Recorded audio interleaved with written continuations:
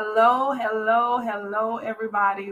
What an honor it is to be able to come and connect with you all before the end of the year. It's been a crazy, but great crazy time for us. 2022 has been an amazing year. It really has.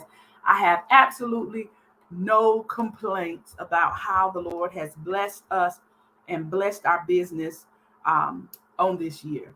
So I wanted to share with you guys for a few minutes just a few tips. I have 5 tips that I want to share with you about closing out this year and preparing for 2023. You getting your books together, just some tips to help you as you move forward. If you know of entrepreneurs who could use a little bit of an encouragement, invite them to the group, or I'm live on our group page and on my YouTube channel. Sometimes the YouTube channel is easier because you don't have to go through all the other posts. All the training videos for the last 3, 4, 5 years are all right there in one place. So my name is Carmela Williams. For those of you that are new and this is your first time hanging out with us, I want to welcome you, welcome you, welcome you. And yeah, thank y'all so much. Just want to say Happy New Year to you guys as well. And I'm ready for next year. 2022 was good to me, y'all. I don't know who. I almost said I don't know if I can handle any more blessings, but I can, and I know you can too. You can handle them. We can handle the overflow. And the cool thing is, let me get this right because I want to be able to see who I'm talking to. The cool thing is we have to be prepared for the blessing. Because I do believe that we are blessed in proportion to our capacity to handle it. Because it's like if I have a child and I give my 10-year-old the keys to my car, they may be able to drive, but they don't have the full capacity to make the necessary decisions, the responsible decisions for actually operating that vehicle. And the other part of that is if something was to happen, insurance is not going to cover them or anything. So not it would be irresponsible of me to give them that type of responsibility. So I want you to think about that when it comes to you as an entrepreneur. And we're praying because many of us are believers. You know, we are kingdom entrepreneurs and we are believing for more and for greater, but we have not prepared ourselves, our mindset, and our business for the overflow. And so I'm just going to share with you some tips. Hey there, I'm going to share with you some tips. Hey, Crystal, I'm going to share with you some tips of some things that you can do to get yourself prepared. So let's dive right in because I know some of you on your lunch break. That's why I changed the time. I'm off this week, but I forgot. Oh, yeah, people went back to work on yesterday. So I said, well, let me just shift this thing to 12 o'clock so that you can catch it on your lunch breaks. And for those of you that's watching the replay, hey to y'all, and y'all comment just as if we're still live. Number one and number 2, I talk about every year, and I feel like there's no need to change it. We're going to talk about it again this year until we get it, right? Number 1, the first tip is work with those that you enjoy working with.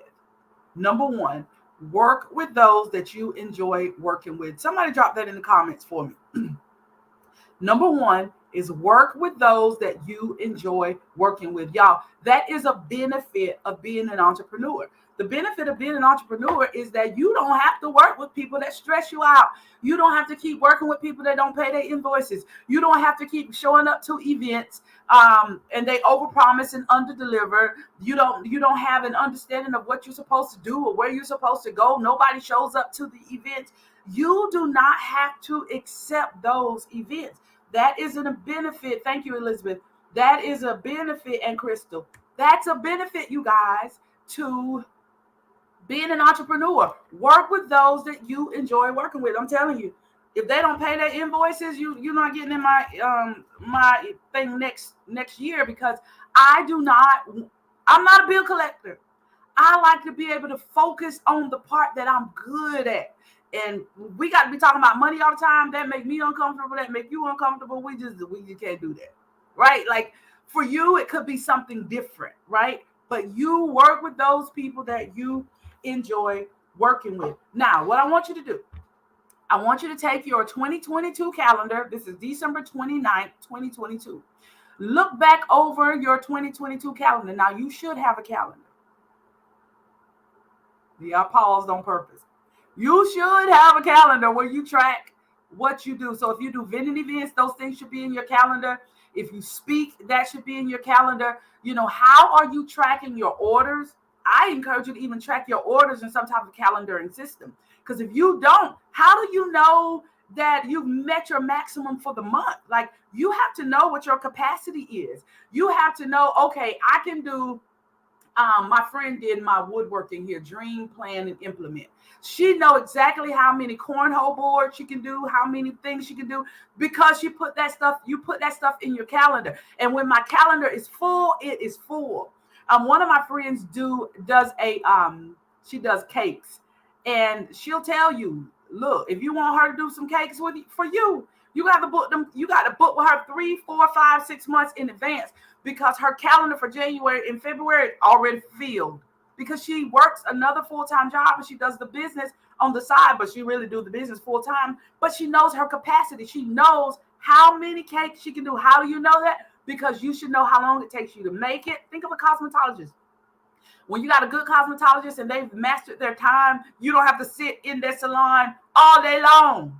If I got to come to your salon and stay there 8 hours, you need to pay me, because I lost money sitting in the salon. Y'all know that's how it used to be back in the day. They'd wash your hair and have you wet, and you sitting there, and they done did 3 other heads, and you sitting there look with the chicken head. You can't even leave because they got you looking crazy. But I love this thing now. You can go on these cosmetologists and you can book your time, and they already got the 2 hours blocked off for you. And so they got your time blocked off. Hey, Amy.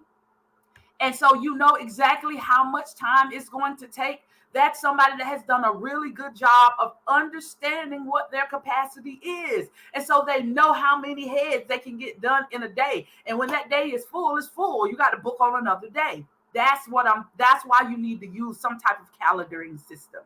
I use a digital calendar, and I use a paper calendar just because I'm old fashioned and I like to be able to look at my month all at one time. But pull out your 2022 calendar.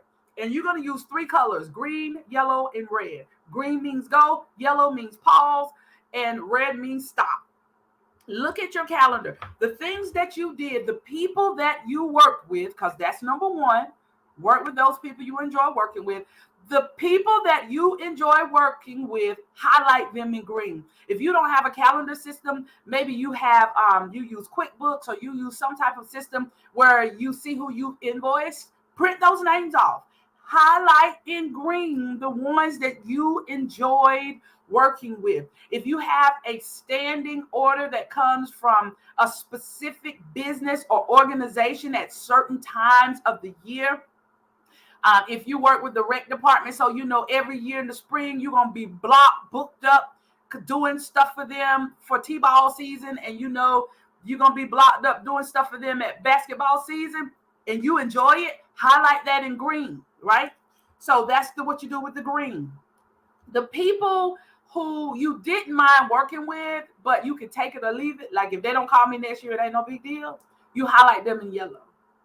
And the people that you absolutely, we're not going back over there no more, highlight them in red, or circle them in red, so that you know red means stay away from them.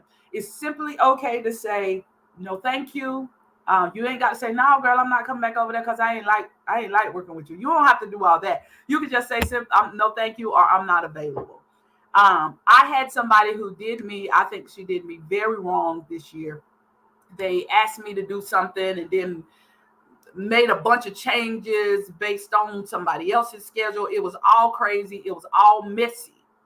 Well, they're trying to get me to come next year. No, I'm not coming. I'm not blocking my time. I'm not blocking my schedule, because you made me feel like I was unimportant. I was less than. They made changes without even consulting with me after they have been blocked and on my calendar for like 4, 5, or 6 months. It was very disrespectful, the way they handled it. And then they called me back and say, hey, can you come next year? No, I'm not available. And it was just that easy. Like, I didn't have to go into, you hurt my feelings, you overlooked me, and you chose somebody. Girl, we ain't got time for all that. This is business. I just simply said, I'm not available. They are one of those people that's circled in red. We're not doing business together. I'm not blocking my time, because that was just very disrespectful, right? And we've all had opportunities like that. Y'all come on and be honest. Go ahead and be honest. So green, those people that you highlighted in green, you go ahead and you're going to reach out to them and get back on their calendar. Get them back on your calendar, okay? That's the thing you're going to do with the greens. Let me be clear with the greens. Reach out to the people in green and reserve your spot. So like if you, let me give you an example that may be easier. If you do vending events and you had a great vending event, I got one vending event, I'm on that calendar for life, honey. They open up their stuff. It's they do it in August, and they open up where you can pay your vendor spot. It was like it was like July 8th. I'm just choosing a date, right? I set my alarm for 11:50 p.m. on July 7th, and I reserved my spot at midnight. Because I make so much money at that vending event. I ain't losing my spot. And they know it too. They know it. I am their vendor for that particular event. I vended at a play recently as well. I messaged her like, look, can I be your exclusive? As soon as you get your new date, send it to me. Though when you have events like that, you want to reach out to them, build relationships with them. Go ahead and block time on your calendar. Get them on your calendar ASAP. So this is not just a one-sided thing, right? I want you to understand it's not just one-sided. It's not just that, oh, I had such a good time, I love it, me and my husband gonna make sure no, they know. I reached out to them. They know that I absolutely love it. They know I want to be their exclusive vendor. They know that I'm excited about it. They know that I appreciate them. And so not only am I looking for them, they're looking for me, because now I'm building that relationship. Those are your greens. Fill your calendar. Do not wait. Y'all, I got stuff on my calendar already for December of 2023. I had a client, I just did an event with them, and they loved it. Her team loved it. And she was like, I need you to come back next year. I said, listen, I got stuff on my calendar for December 2023. In order to secure the dates you want for next year, go ahead and send me those dates. It can't be too early. She was like, okay, I'm on it, right? That's building them relationships, because I want to fill my calendar with the greens in advance. Hear me, in advance. Why is this important? Because you have a monthly revenue goal for 2023, okay? So if you want to make, let's do some easy math real quick. If you want to make $60,000 in gross revenue next year, I think that's that's $5,000 a month. I'm just doing easy math, okay? I'm just doing easy math. Hopefully you want to make $250,000, but we're gonna start with 60,000. If you want to make $60,000 next year, that means your goal is to make $5,000 per month revenue, gross. That's gross revenue coming into your business, right? Why are these greens important? So if I got a vending event and I know every time I go to that vending event, I'm going to make $1,000 in the month of August, and my goal is to make $5,000, and I know I got that one event, now that's $1,000 right there. I still got to fill in the blank to make the other $4,000. I want you to hear me. I want this to make sense to you. You're filling in these events or these business relationships. So for me, it's not just events. It's also training opportunities. So I'm building relationships with organizations that bring me in the same month or certain months of the year. So I also have those on my calendar, and I know how much those cost. So if it's going to be $1,500, $2,500, or whatever that price is, I can do the math with my greens and see where my revenue is for that month. I want you to hear me. Then you look at the calendar for the month after you've secured your greens, and you see where you're falling short. And that's when you plug in your yellows.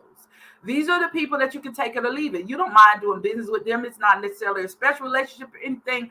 But it's something. It's not a bad connection. It ain't red.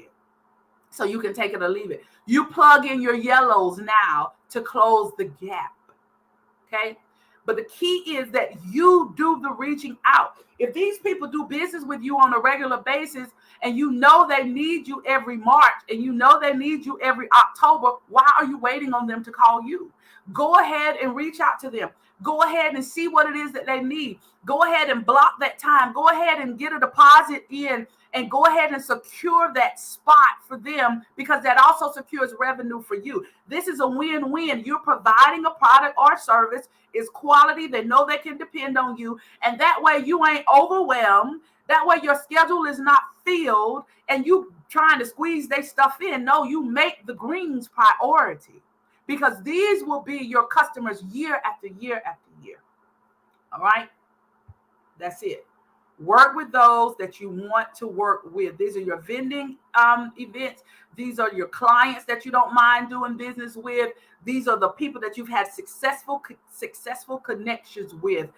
Identify them. Get them on your calendar first. Then you go to your yellows. Your yellows, those are the gap fillers to make sure that you hit that revenue goal. And then you can see the open spots that you have open for just anybody to fill it. But don't forget now, stay away from the reds. When those people that's done burned you and played with you and you don't have the boxing collection to get your money, you just simply tell them, I'm sorry, I'm not available.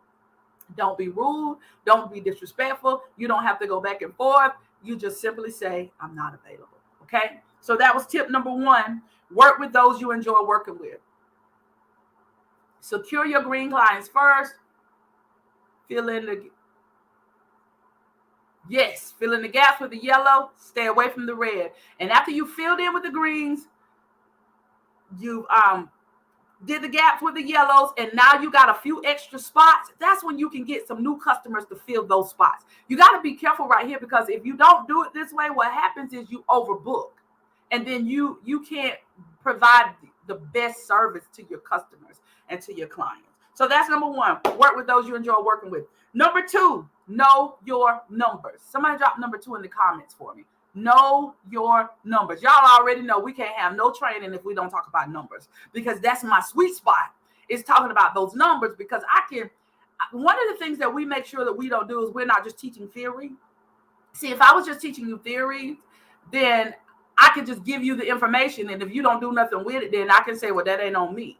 But when I work with my paid clients, we look at numbers, because numbers don't lie.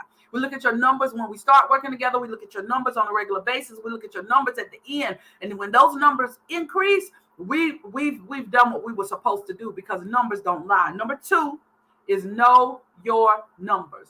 Know your numbers. Number 1 was work with those you enjoy working with. Number 2 is know your numbers. Thank you so much, Elizabeth and Harriet, for dropping those in. Oh, let me leave that up. Know your numbers. Now let's talk about the numbers. Numbers are going to be easy. This is the end of the year.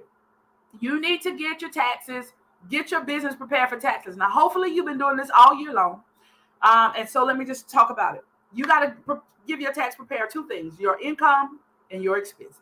All the money that came into your business, all the money that went out of your business, you subtract the 2, and that's your profit.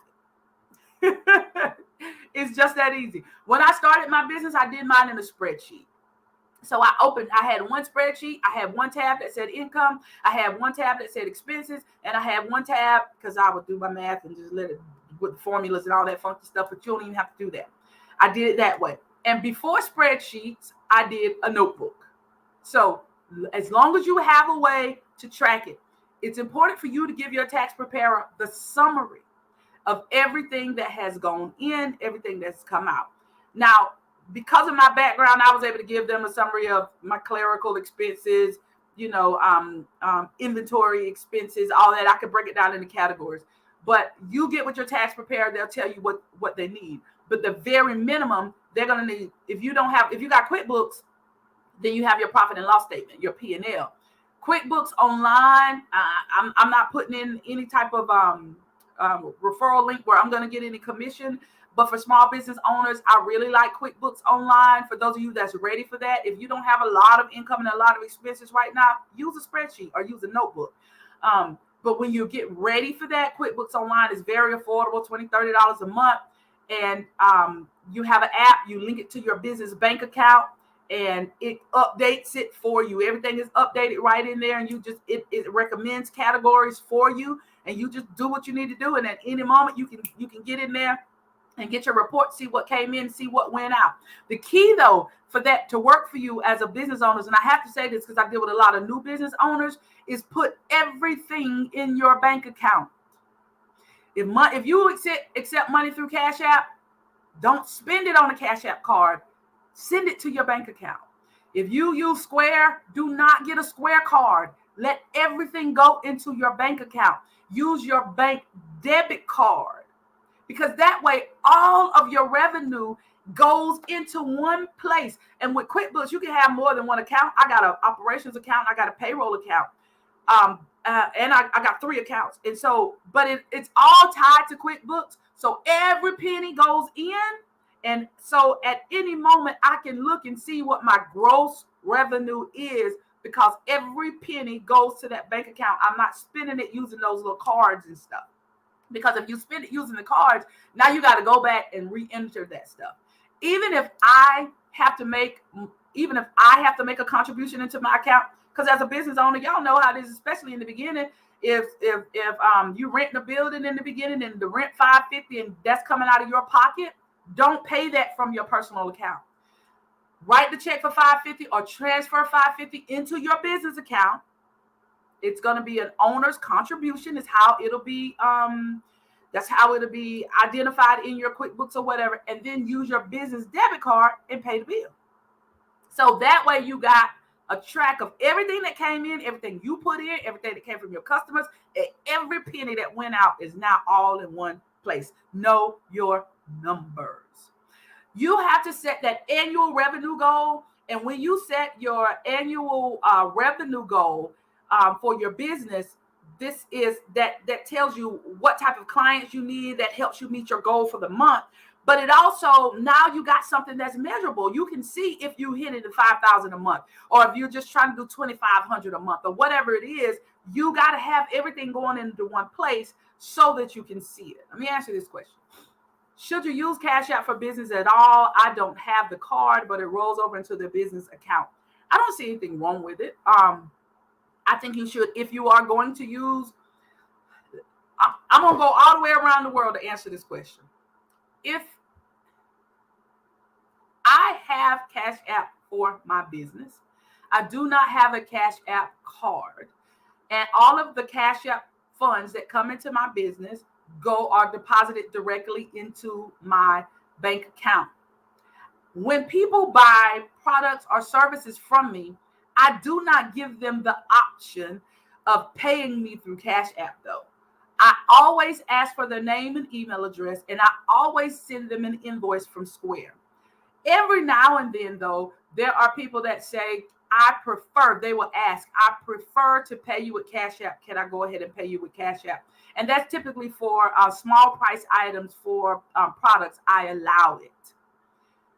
For my contracted clients, I do not allow payments from Cash App, because it is a monthly contracted agreement, and that invoice is set by the month, and they have to pay through the invoice, because that's that way it's tracked in there each month, and they can go into my system, the system that I have, and they can see their invoices and their payments at any time.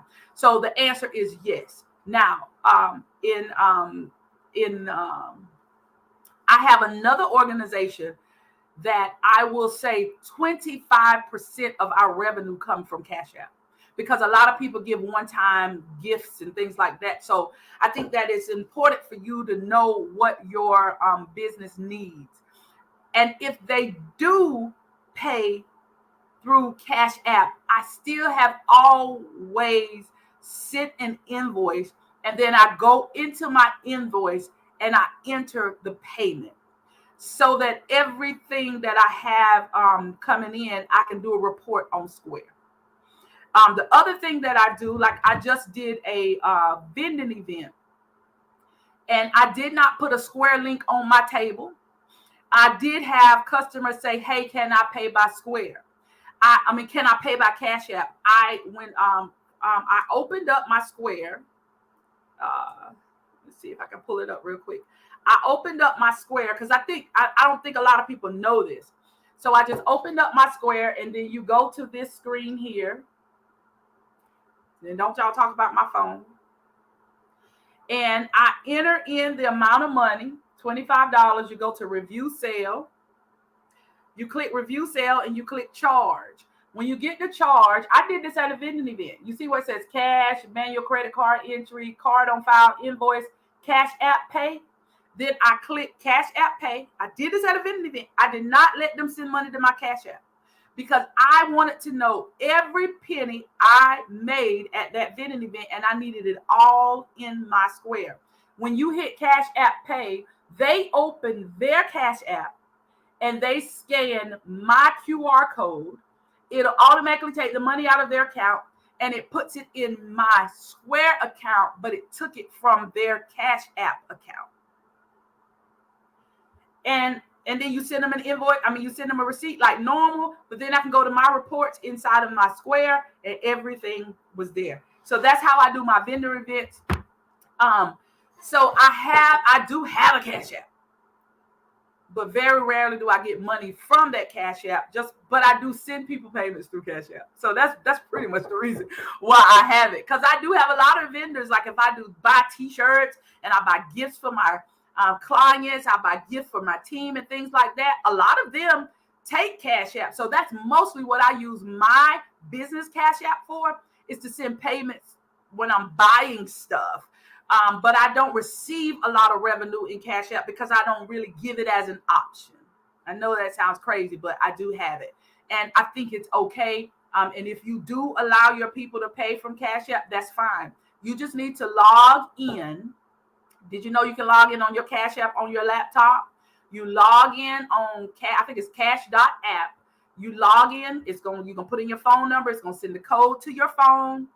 And you put that code in. Always do the two-way authentication. So after I put the code in, I also have to put in my PIN. And at the end of each month, you can click at the top right corner, and Cash App allows you to click. You can export all of the money that you've received in Cash App since you ever had it, or you can go to that month. So you can go to November, because December is not over, and download the November statement. And you can reconcile it with your QuickBooks or your bank account or whatever it is. So just know that if you're receiving money on a regular basis from Cash App, that's something else you need to reconcile, because that's one of my tips. At the end of each month, review. You got your goal of how much you want to make each month. You need to review what came in from all sources: Cash App, Square, invoices, however you get your money. You got to put it all in one place. What came in that month, and then what went out that month. And then now you can see your profit for the month. That's why I recommend paying have all that money, I don't care where it came from, going into one account. Stop using those cards and only use your business debit card to swipe for your expenses. Then that makes it easy for you at the end of the month to see exactly what came in, exactly what went out, and you can see where your profit is and see if you're really making some money every single month in your business. All right. I haven't been backing it up with an invoice for record keeping. Okay, so even if you don't back it up, you can at least go into Square, if you use Square, and enter it as a other payment. So I always track everything into my system. QR code to get money from Cash App. I will do it. Yes. All right. Great question. I get it a lot. Again, I have used Cash App forever. I hear people talking about they got hacked and all this kind of stuff. And, I don't know what they're doing. I don't know where they put their information at, but I use a 2-step authentication. So if somebody's trying to get money out of my Square, they got to also have my PIN, and I'm going to get a notice on my phone. And so if you're going to use it, take the extra precaution so that people can, and don't be giving people your information, and just be very careful of how you do it. So that was number 2, know your numbers.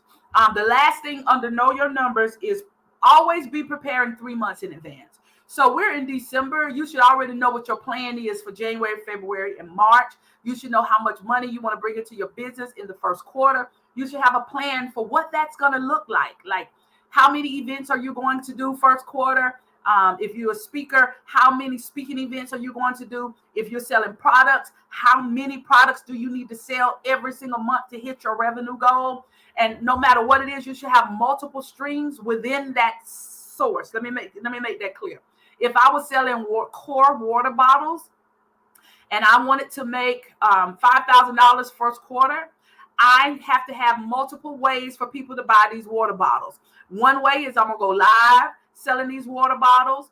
One way is I'm going to have a website for them to buy these water bottles. A third way is I'm going to go to vending events promoting my water bottles. And a fourth way is I'm going to have ambassadors taking pictures with my water bottles, sharing it on their social media pages. So I'm focused on selling water bottles, but I got 4 different ways that I'm going to be selling my water bottles in first quarter to make the money that I need to make. You see what I'm saying? So I want you to think like that. I want you to think strategic when it comes to knowing your numbers, setting your goals for the new year.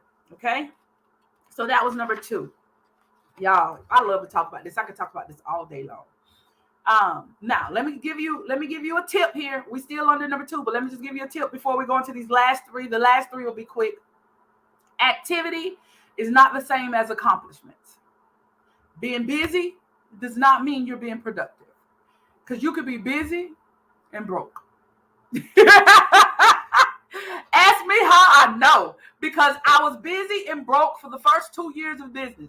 I was doing so much. I was running all over the place, and anybody that wanted to use me, I was showing up, and I needed to do that. And sometimes you have to do a little bit of that in the beginning, because you're trying to get your name out there. You're trying to get experience. You're trying to become an expert in your area, and you need the experience. So in the beginning, we do certain little things, but I don't want you to be busy and broke. So don't get it twisted. Just because you say, girl, I ain't got no time to do nothing. People always say, Carmela, you so busy. No, I'm not. I live out of my schedule. I plan in my rest time. I plan in my family time. I plan in my travel time. So I'm going to go hard. I'm going to play hard, and I'm going to rest. And so you may see me going hard, and some of the stuff you see is pre-scheduled. You gonna see something posted at 6:30 in the morning. I ain't never up at 6:30 in the morning. My appointments don't start before 10 o'clock a.m. So other people's days may start very, very early, but I have to work when my clients need me, right? Now, when I'm doing corporate stuff, that's a little bit different. But when I'm working with manufacturing, a lot of times they like for me to come in between shifts. So I'm coming in to do my training from 4:30 to 6. So I catch the end of the first shift, the first of that second shift. And so if I'm working 4:30 to 6, I'm not nowhere at 8 o'clock. So I got that stuff on my calendar. So those days, my days start later. So I'm technically working second shift. You see what I'm saying? So busy does not mean effective. You have to take charge of your calendar. You have to take charge of your time. And the reason knowing your numbers is so important, if I'm trying to make, $5,000 a month, and I'm charging $5 for this bottle, I got to sell 1,000 of these. But if I'm charging $100 for it, I don't have to sell but half. You see, now I don't got to sell 500. So some of you have a flexibility in your pricing. And so this is why you have to know the value that you bring to the table, so that your prices can be reflective and you don't be a slave in your business. You working so hard and you showing up mad because you tired, because you ain't charging right. Like, you got to charge right so that you enjoy what it is that you're doing, and your client understands the value that you bring to the table. I love to talk about hair, because one of the things I suffered in my weight loss journey is hair loss. And so when I go to get my hair done, girl, I don't care what you charge. Just do my hair, right? If you're going to do my hair the way I want it and they can't see this little spot right here, look at girl, she got my lace laid and you can't tell that I don't have no hair right here. I will pay you double what you need me to pay you, because it's valuable to me. Somebody say, girl, just embrace it. That hair grow back. You embrace your bald spot. No, I'm going to buy me some hair. And I want some good hair.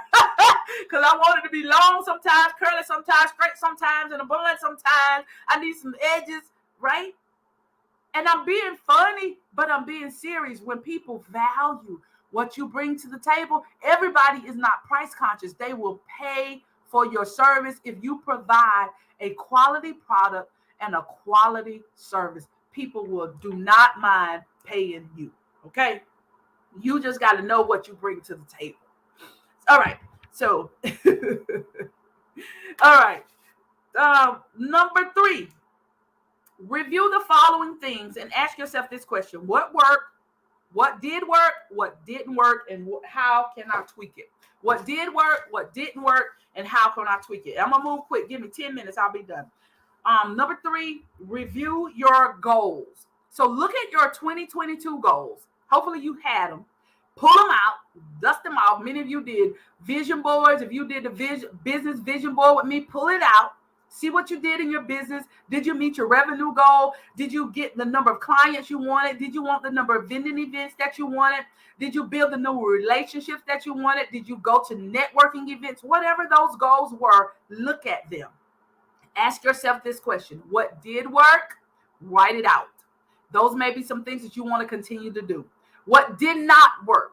You have to ask yourself this: is it even still relevant? Because sometimes I have put something down that I wanted to do in a year, and then when I started working the next year, I didn't make no money in that area. It didn't seem like anybody was really interested in it.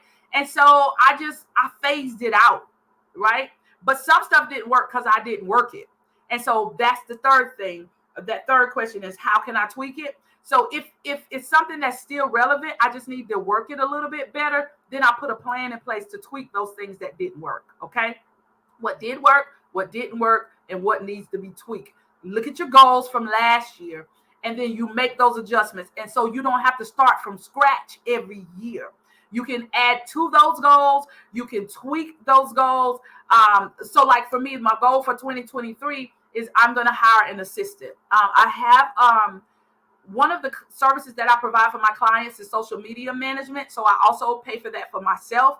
But I'm going to bring her in and let her do some additional clerical and administrative work for me. So that's one of my goals for this year. So I got my 2022 goals, but I'm adding to it an actual assistant to sit right. I got the desk over there and everything is like already set up for her.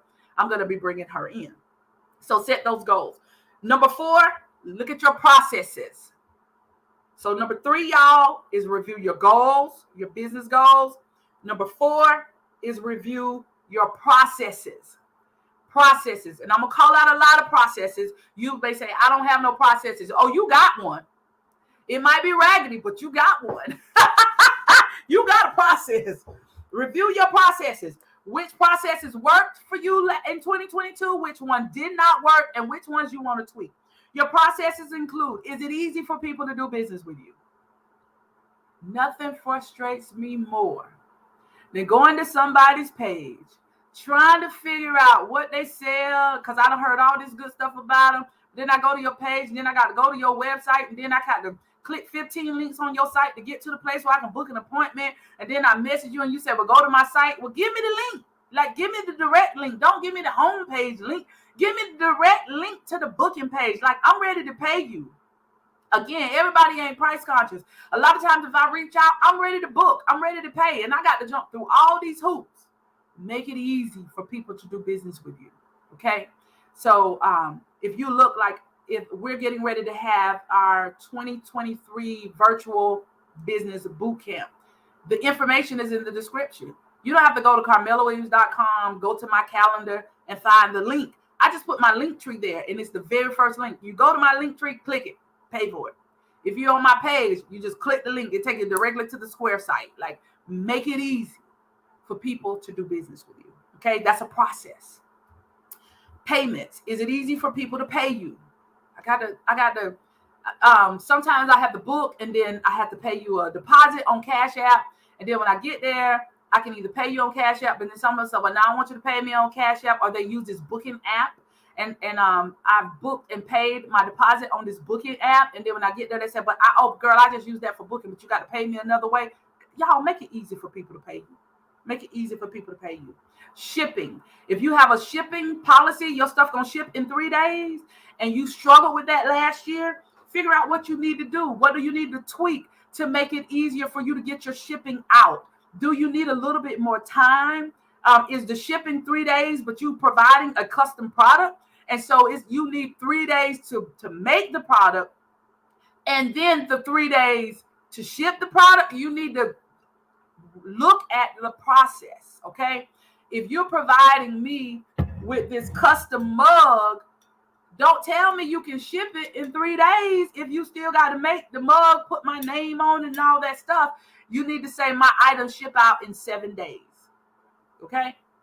So you have to know your time, and you got to know what it is that the time that you need, and master that. Don't be afraid to master that. Because let me tell you, in the beginning, it may be a little crazy because you got some spoiled clients. We all got them. And they're going to call you at the last minute.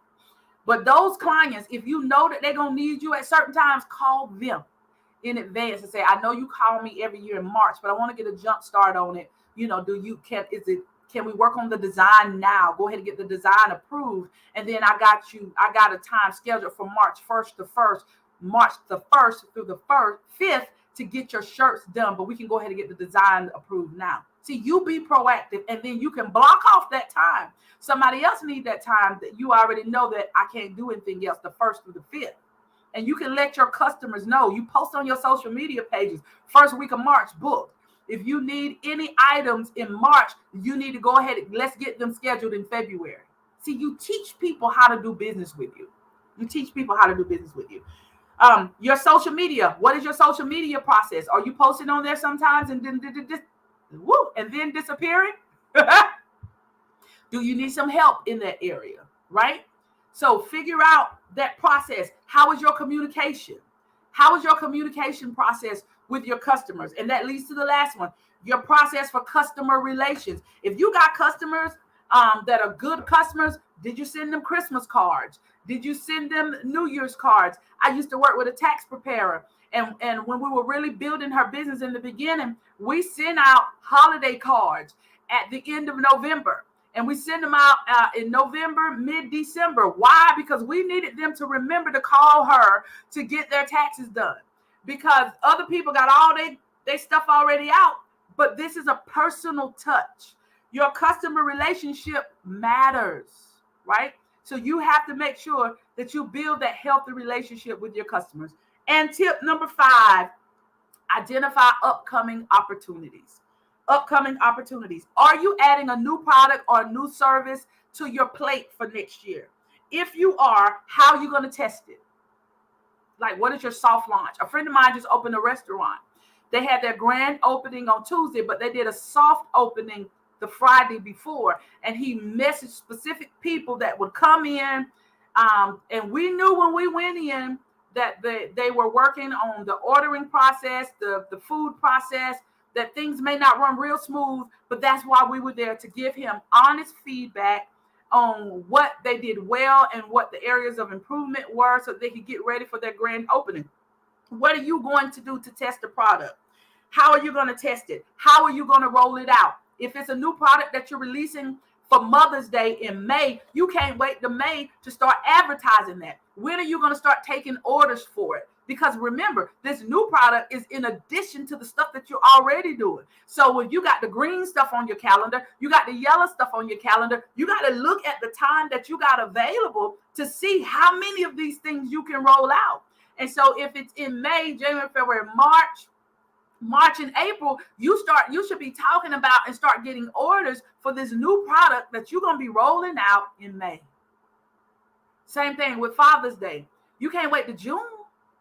You got to already be working on this stuff in advance. So whatever it is that you're rolling out, the new opportunities, how are you going to roll out this new opportunity without allowing the rest of your business to fail? Hear me now. Because let me tell you, I don't know if you know, but every time you add something else to your plate, something suffers unless you hire help to manage that other thing and keep it going.